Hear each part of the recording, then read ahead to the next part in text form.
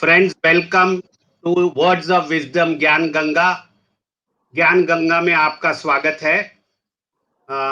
We have this daily program at 8 p.m. on our Virat Hindustan Sangam channel. And today, as usual, there is Dr. Subramaniam Swamy going to talk with us on place of temple in Hindu society. So with this opening remarks, I would request Dr. Swamy to initiate this discussion on the place of temple in Hindu society, how it is different unlike other people's place of worship, and the related activities and the significance of the Hindu temple in Indian society. Well, see, first of all, this needs to be clearly understood because many times people have asked me this question: what is so important about building a temple for Lord Rama at a particular spot? Is it just to avenge the demolition by Babur's troops? Or is it there is something so special about that you can't build another Ram temple elsewhere? Well, in that context, there is also the same emotional issue when it comes to Lord Krishna's birthplace in Mathura. And Kashi Vishwanath, because Lord Krishna has his Jyotirling, he himself sent it down in a ball of fire and located the spot where the linga should be. So the question is, why is the temple so sacred for a Hindu? And the answer is because of the performance of the Prana Pratishta Puja when the temple is being constructed. We go to a temple, the Hindu goes to a temple because he knows that God resides there. How does he know that God resides there? And where does he reside? He resides in the idol that is placed there in the temple. And how do you know that that idol is actually where, say, the God has entered and he's living there or staying there? The answer is that the Hindu Shastra says, and the Hindu Vedas also, and the Upanishads, all of them refer to it, that while building a temple, you have to fast for 41 days and perform what is called as Prana Pratishta Puja. And the Prana Pratishta Puja, if it's done for a temple, it means that the idol, becomes the repository of the God himself. He enters there. So when you go to a temple, God can see you, but you, an ordinary person, will not be able to see God there. There are those who did a lot of bhakti and then ended up seeing God. For example, Meera, with her incessant singing of bhajans, she was able to see Krishna in the idol. And therefore, we believe that when we go to a temple and bow before the idol, we are actually bowing before God. And God can see you, he can hear you. You can't see him, then there's no question of you're hearing him. But you have that faith that God is there in the statue, and that is why the temple has become such an important thing. Of course, it's not necessary that every temple is being built in India under Prana Pratishta Puja after carrying out the Prana Pratishta Puja. There are many which you see, and people still go and worship. There's on footpaths, temples come up, and it's the pujari makes a livelihood out of it. And so general rule is that you cannot demolish a temple once it is built after Prana Pratishta Puja has been carried out. And therefore a temple is always a temple once that sanskar is Agama Shastras dictums are followed. And we cannot allow any of the temples which are built according to the Prana Pratishta after Prana Pratishta Puja to be demolished. And that is why, even though the Mughals have and the foreign invaders have demolished about 40,000 temples, major temples, some of these temples we identified and said they were special temples because of the Prana Pratishta Puja, or the god himself had done something special which makes it something that we have to cherish it and protect it. Somnath temple was built because one of the Jyotirlings also landed there. In fact, Shiva has put 12 such Jyotirlings through a ball of fire in different places. And so all these are very, very sacred temples. Kashi Vishwanath is one of them. And in the case of Mathura, it is where the people believe in an act of faith that Krishna was born on that spot where today a mosque stands. And so was in the case of Ram Temple. So, therefore, a temple is so sacred that of this brought in this tradition is so sacred that we can't ever think of not rebuilding it if it has been demolished by pagans or outsiders or non-believers. In Tamil Nadu, for example, in the city of Madras, in Santhom, there was a huge Shiva temple where now a church stands, and we hope in the over the long run that the Christian community, for whom a church, and this is a very important point, a church minus the cross is just a building.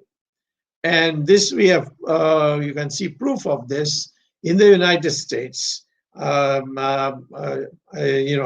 is a person resident in the United States. He knows that Vishwa Hindu Parishad and many other Hindu organizations have bought abandoned churches because people have stopped going, Christians have stopped going to churches on a regular basis, and they don't have the money to maintain these churches, so they are selling it. The cross is removed, and then it becomes just a real estate property. And many of the temples that we have in the United States have been built where a church once stood. So the same thing with a mosque. A mosque is a place where you read namaz, and this the Supreme Court has already ruled. This is a place where namaz is read. It's a congregation center. There are mosques which are special. Makkah is special, Medina is special, and Al-Aqsa, because the mullahs saw Muhammad sitting on a horseback going to heaven from that spot. So on that act of faith, Al-Aqsa is a undemolishable, unbreakable mosque which is now in the territory of Israel. So therefore, generally speaking, for Christians, churches, and for Muslims, the mosques don't have the same significance as it has for Hindus. Now, when I say Hindus, I'm going by the constitutional definition that a Hindu is one who is not a Muslim or a Christian in India, and a Parsi. Of course, on Parsis, the Parsis have to agree, but they worship in the as a fire as a witness. And I'm not saying they hold fire as holy, but they use it as a witness, as a purifier. And their ancient in their ancient works of what they call as the Gathas have many things in common with Sanskrit literature. And there are eminent sadhus in India who say that indeed this is all a part of India. In fact, in Ramayana, Kaikeyi came from Persia. So anyway, that's not an issue. If Parsis want to think they are different, they can think. but their beliefs are very, very close to ours. And we have looked after them, protected them, and the Parsi community has a number of times expressed that no other place they survived. It's only in India they got the protection. So I will say Gurudwara has the same principle, the Buddhist temples have the same principle, the Jain temples have the same principle, and they all accept that Hindu temples also cannot be demolished if it is being built according to Prana Pratishta Puja. You must know that the last eyewitness record of Ram temple was by Guru Nanak, who came to Ayodhya and saw the temple and wrote about it. And the Guru Granth is full of references to Rama and Krishna. So therefore, we have a certain affinity that is almost like, as the saying goes in Hindi, that nakhun and mas ki rishta, that is your fingernail and the flesh of the finger, they are so intertwined. It's like that Sikhs and Hindus are. But of course, due to short-sighted, stupid, anti-national political reasons, Sikhs have been forced to drift, and I hope we can bring them back, because the Sikhs are the ones who fought for the temples also. They fought for the Hindus' rights, and Guru Tegh Bahadur, in fact, sacrificed his head so that he could defend those who were believers. And Aurangzeb only said one thing to Guru Tegh Bahadur: convert, and I'll give you all the honor that you want. But he didn't agree, and his son, Guru Gobind Singh, routed the Mughals, and the Islamic forces went down as far down as Nanded. And so, therefore, the Sikhs and the Hindus also believe in this. So I'm saying today, temples cannot be demolished anymore, because the British have gone, the Mughals have disappeared, and today 82% of our population is Hindu, including Buddhists and Sikhs and Jains, and therefore we are not anymore worried about that, except that Krishna Mandir and Kashi Vishwanath are left to be, of the 40,000, these two have to be liberated. I ideally would like to do it by dialogue and persuasion.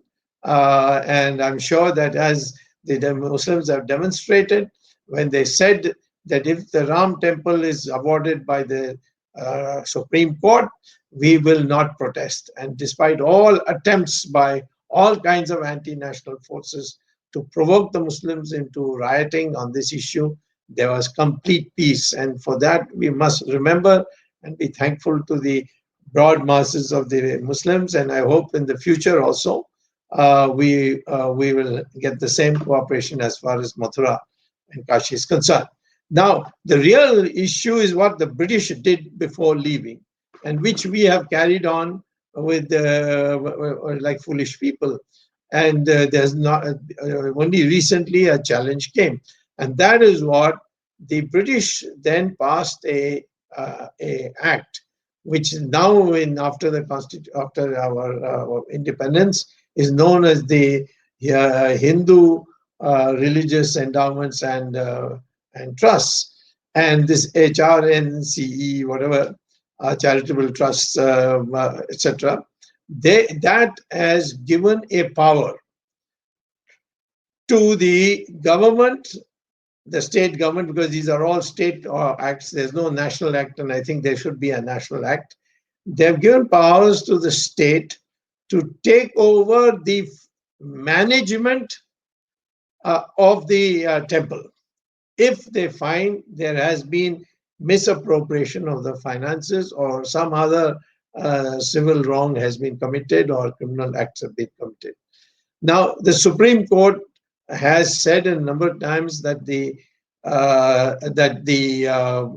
Article 25, which says that you have a fundamental right to practice and profess your religion, can be subject to the reasonable restriction that if the secular part of the administration of a temple is not dealing with the or the pujas and the all the orthodoxies, but dealing with the issue of management of the money collected and the proper dispersal, law and order, and all these things.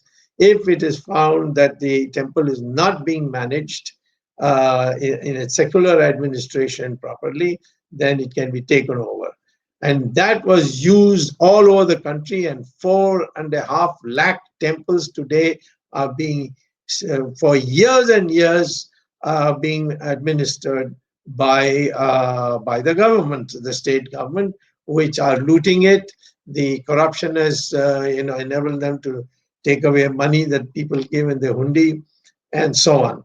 Now, I went to the Supreme Court at the urging of Swami Dayanand Saraswati, who's unfortunately no more, but the one who founded the Hindu Dharma Acharya Sabha and made me the convener of the legal cell of the Hindu Dharma Acharya Sabha, as well as the parliamentary committee of for the parliament, which was set up inside the Hindu Dharma Acharya Sabha.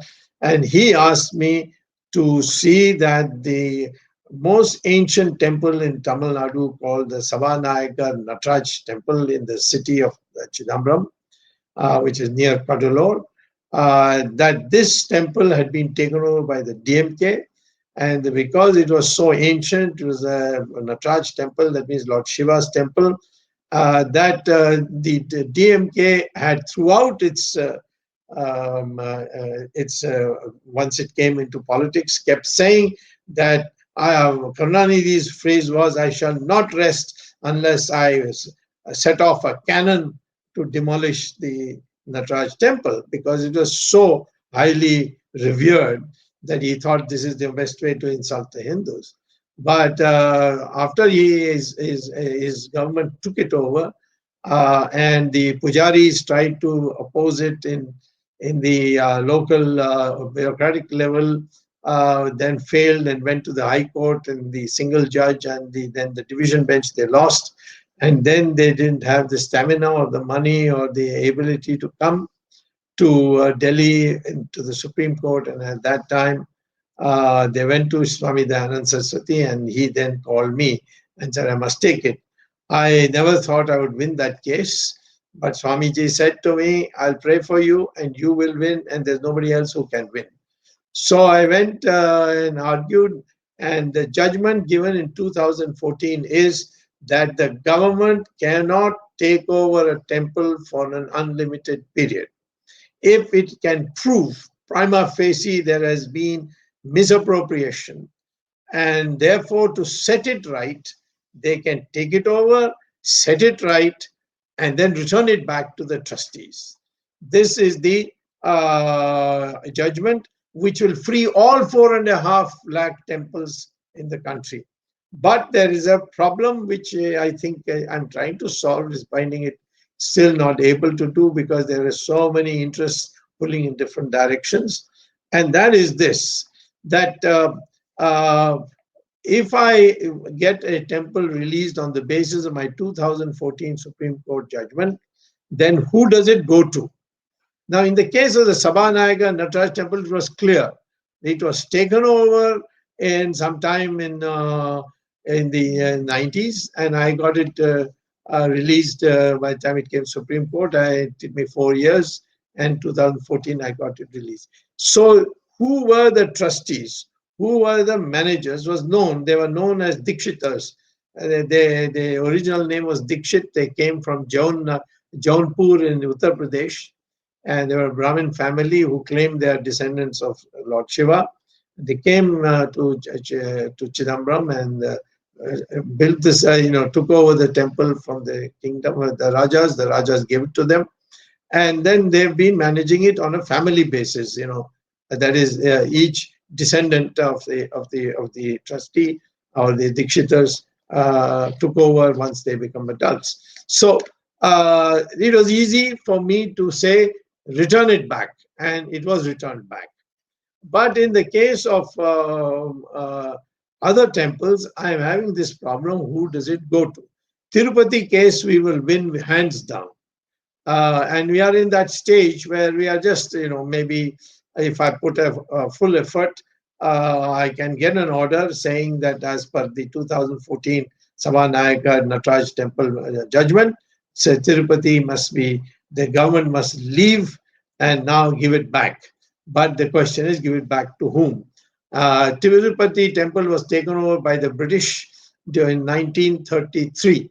So it is now 87 years.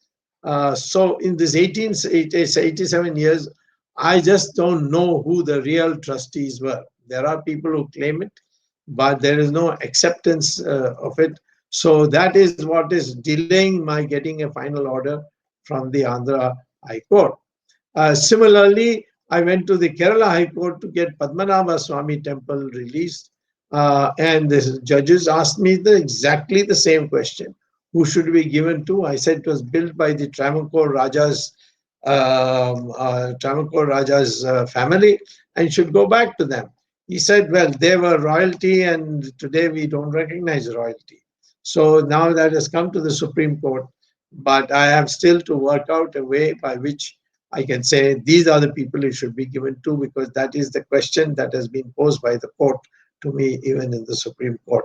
So therefore, uh, but what is happening is scandalous. Just now, you find so many state governments are looting the money of the temples to put it in the prime minister's or the chief minister's fund or in the budget of the state governments. And Kerala, of course, is the worst offender because it's a communist government there. But there's no way we are able to deal with this, because the only way to deal with it is if all these temples are returned back to the people to manage it.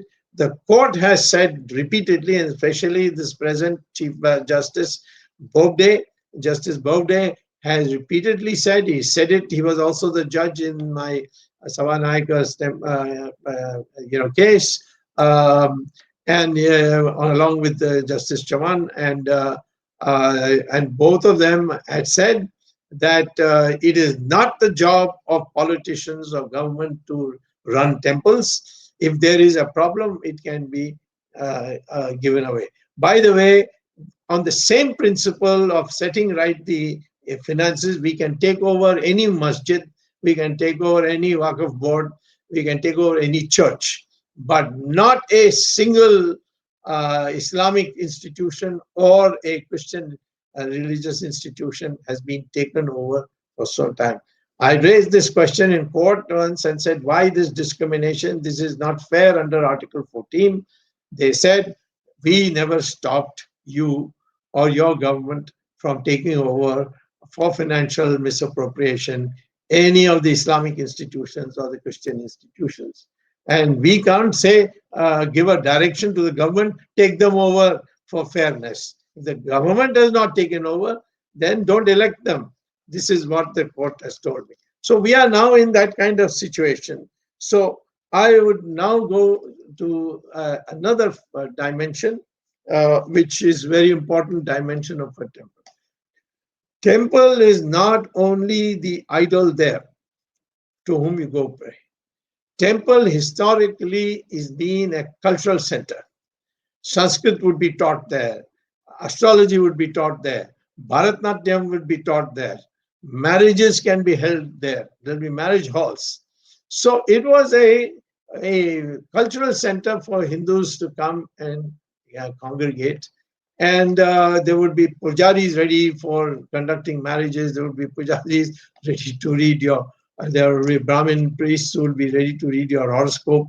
All kinds of all Hindu related activities. So it became a center of the cultural promotion and the integration of the Hindu population. And originally there was no bar for any caste to come. That I don't know in which period it came. Some people say it came during the Buddhist period, but it is now anyway part of the Indian constitution that we cannot bar anybody on the basis of a caste, and particularly the Constituent Assembly said that any person barring a scheduled caste from going to a temple would be subject to criminal prosecution. So this is a place where you come not only to pray, but you also go there for other purposes. And it's a fundamental right. And your faith is protected. And that is why in the preamble of the Constitution, faith is mentioned as part of the preamble, which cannot be amended. So, respect of faith and not to challenge the logic of faith is there.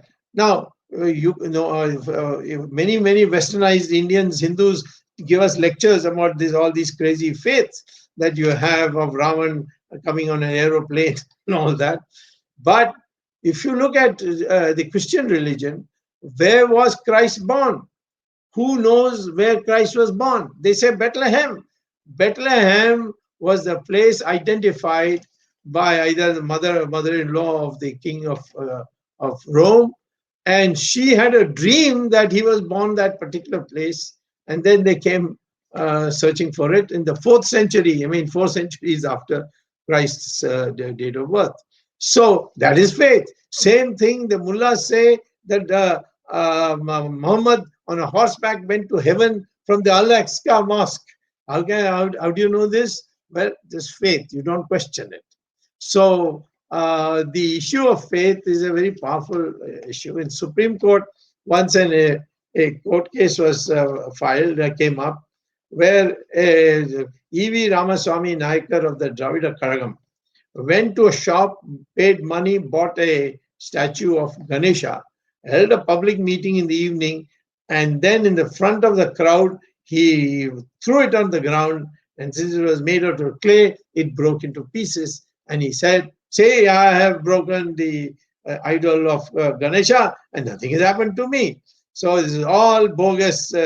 What they in Tamil is called as Moodu Nambike. That is all blind faith. So get rid of it, because he was practicing atheism.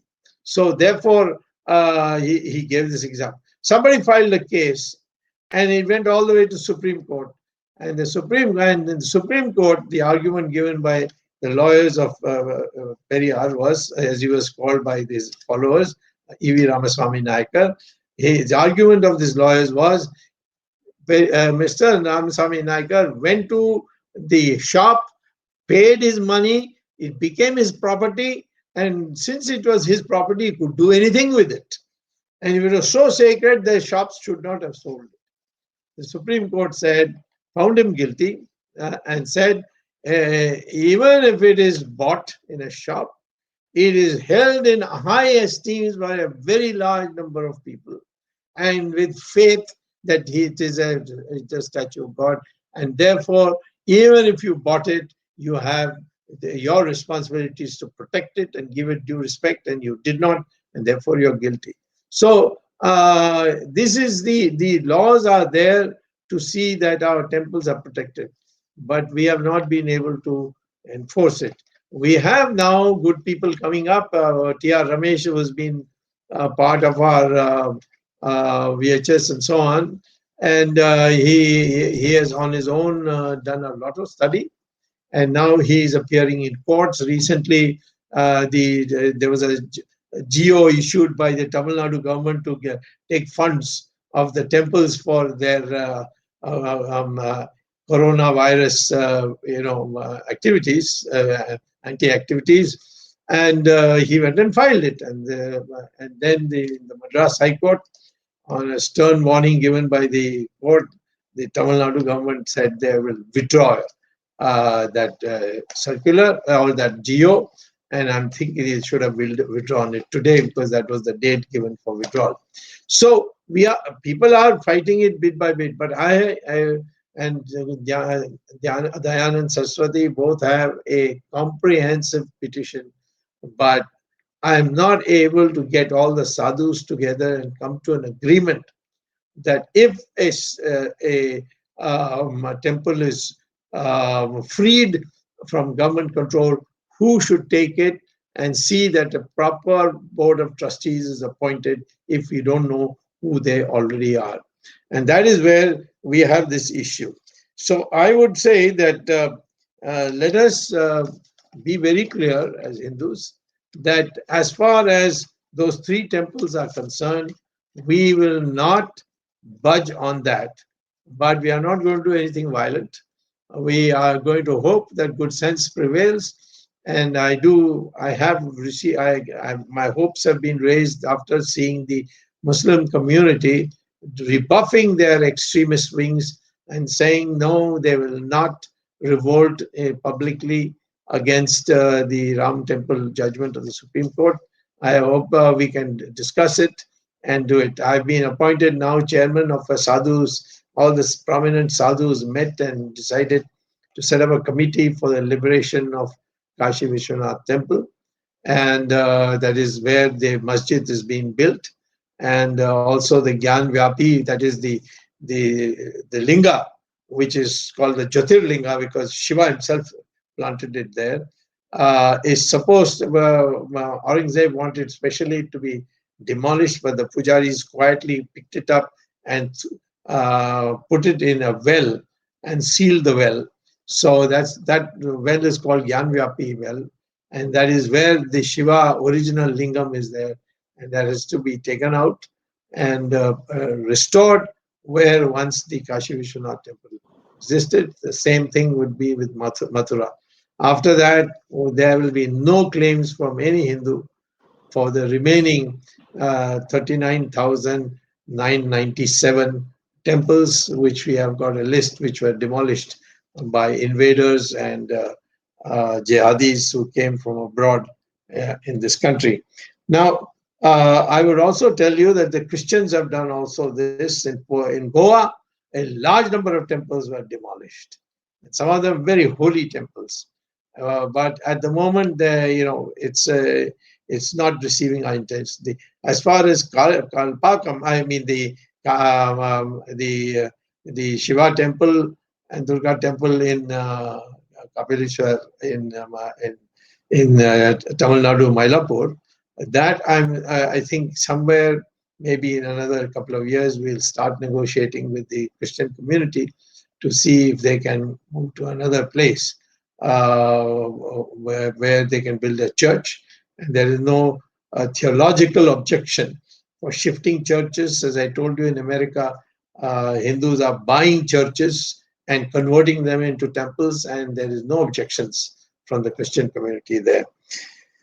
So if there are any other questions, I will be happy to say, except to say that this part of our national renaissance will have to include the well-being of temples and restore them as a cultural center where you can also go and pray to God. Doctor Swami, आपने हमारे दर्शकों को पूरी तरह बताया कि किस प्रकार मंदिर एक आस्था का केंद्र तो है ही है, एक सांस्कृतिक केंद्र के रूप में भी प्रयोग किया जाता है, जहां लोग आए और संस्कृत की, ज्ञान की, योग की शिक्षा ग्रहण करें। लेकिन एक सबसे बड़ा प्रश्न ये उठता है कि जब हमारे वास्तुशास्त्र के अनुसार मंदिर बनाए जाते हैं तो इस तरह बनाए जाते हैं कि वहां पे एक सकारात्मक ऊर्जा उत्पन्न हो और लोग आके वहां प्रार्थना करें। लेकिन अब धीरे धीरे मंदिरों का कुछ व्यवसायीकरण होने लगा है। तो इस व्यवसायीकरण में जैसे बड़े मंदिरों में पूजा की अलग अलग स्तर है, सस्ती पूजा, थोड़ी महंगी पूजा, थोड़ी और अच्छी पूजा, कुछ वीआईपी पूजा, तो इसके बारे में आपको क्या कहना है? एक सवाल। दूसरा प्रश्न मेरा ये है कि जैसे आपने बताया कि हर हिंदू को वहां जाने का अधिकार है, जाति से कोई भेदभाव नहीं है, कोई प्रतिबंध नहीं है, लेकिन कुछ हिंदू मंदिरों में भारत में हिंदुओं के अलावा किसी और को जाने की अनुमति नहीं है। तो ये दो प्रश्न मेरे हैं, इनका अगर आप समाधान कर सकें। वो दूसरा प्रश्न पहले मैं ले लेता हूँ। नियम जो बनी है और वो लागू होती है कि यदि आप एक एफिडेविट देंगे कि मैं हिंदू नहीं हूँ, लेकिन मुझे हिंदू की जो सिद्धांत है उस पर आस्था है और इसीलिए मैं श्रद्धा के साथ आई हूँ और इसीलिए मुझे अंदर जाने के लिए अनुमति दें, तो कोई रोक नहीं सकता है। सोनिया गांधी का ऐसा ही हुआ था, तिरुपति में एक विरोध हुआ। जहाँ तक पशुपतिनाथ टेम्पल था, वहां तो उन्होंने साफ कह दिया कि ये तो हिंदू विरोधी है, इसको तो आने नहीं देंगे। परंतु हमारे देश में एक एफिडेविट इन्होंने साइन किया और उस एफिडेविट के बाद ही जो उस समय के चीफ मिनिस्टर थे, जो आज के आंध्र चीफ मिनिस्टर के पिताजी थे, YSR रेड्डी, उनको उन्होंने अरेंजमेंट करके उनको ले गए थे। अब वो क्यों गई मैं नहीं जानता हूँ, क्योंकि वो तो पक्का क्रिश्चियन है, वो भी रोमन कैथोलिक क्रिश्चियन है और क्रिश्चियन मिशनरीज को हमारे धर्म परिवर्तन करने के लिए सबको प्रोत्साहित करती है। तो फिर भी वो गई, हो सकता है कि वो पब्लिक को दिखाने चाहते हैं, जैसे राहुल गांधी ने कहा कि मैं जनेऊधारी ब्राह्मण हूँ, या ऐसी चीजें पिछले चुनाव में उन्होंने कहा था। तो मैं ये कहता हूँ कि हम लोग मंदिर एक आस्था का विषय है, वहाँ एक श्रद्धा है और श्रद्धा के पास बिना हम किसी को नहीं गए। हिंदू भी कोई अपने को कहेगा कि मैं ये सब होकस पोकस मानता हूँ, ये पूजा वूजा सब बकवास है, तो फिर मत आओ। आप अपने के लिए कोई खाली कमरा बना लो, वहाँ अपने को हिंदू कहो, परंतु मंदिर आओगे तो आस्था होना चाहिए और एक विश्वास होना चाहिए कि मैं भगवान के सामने जा रहा हूँ। तो ये है आपकी दूसरी क्वेश्चन का। पहला क्वेश्चन जो आपने कहा कि अभी मंदिर बनाने की एक ही प्रथा है, वो है आगम शास्त्र। आगम शास्त्र में बिल्कुल लिखा हुआ है कि वास्तु कैसा होना चाहिए, ये सारी चीजें लिखी हुई है। हम तो ज्यादातर हमारी जो मंदिर हैं वो यानी अधिकांश मंदिर जो हैं वो तो पूर्व को यानी उनके द्वार पूर्व को खुलता है, लेकिन कई ऐसे भी हैं जैसे दक्षिणामूर्ति शिवा के लिए तो वो दूसरे दिशा में है। तो मैं ये कहता हूँ कि मंदिर एक जगह इकट्ठे होने के लिए, जैसे बिरला मंदिर हो जाए, हो सकता है वो आगम शास्त्र के अनुसार नहीं बना, मैं नहीं जानता, परंतु मैं कई मंदिरों को जानता हूँ गांव में खड़े हुए हैं। गांव में, हमारे देश में एक भी गांव नहीं है जहाँ हिंदू रहते हैं जहाँ मंदिर नहीं बनी है, एक मंदिर तो है ही। तो और लोग अपने खर्चे पर बनाई है, तो वो आगम शास्त्र का अनुसार किया है या जो अपने सोचा वैसा बनाया है, उसमें फर्क नहीं पड़ती है, वो तो आस्था तो पूरा है।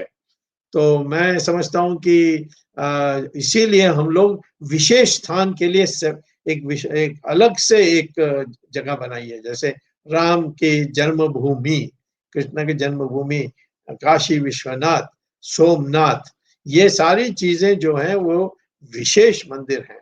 और वो जब हम वास्तव में पूजा के लिए निकलते हैं, यानी एक प्रायश्चित करने के लिए या कोई भगवान से कुछ मांगने के लिए, तो इन्हीं मंदिरों में जाते हैं, उसके लिए अपना नियम बिल्कुल साफ है।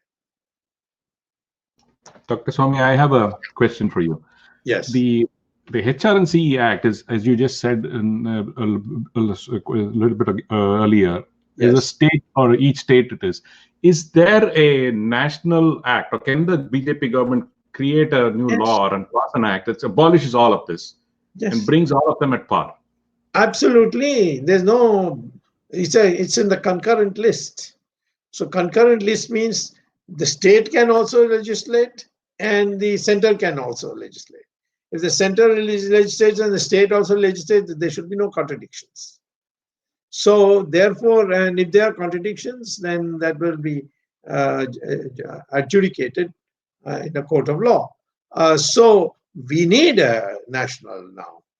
The British times, there were, everybody, there was any Tom, Dick and Harry coming from Britain, he would make his own laws in order to rob the treasury of the temples.